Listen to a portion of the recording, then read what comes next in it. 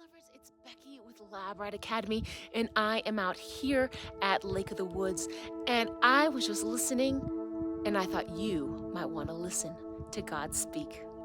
Listen to this.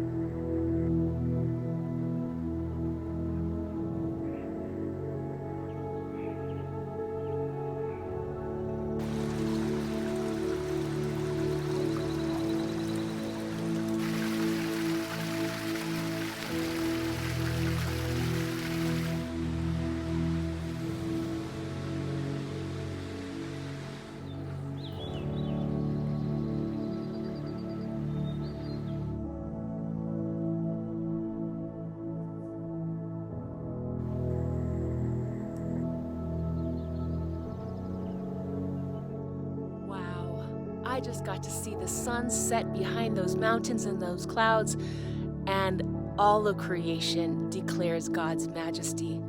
If you heard God speak during that time, go ahead and write down in the comments what you heard him say.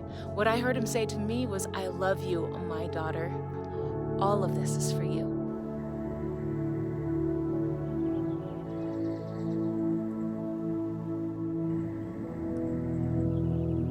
Hope you have a beautiful day. God bless. Bye-bye.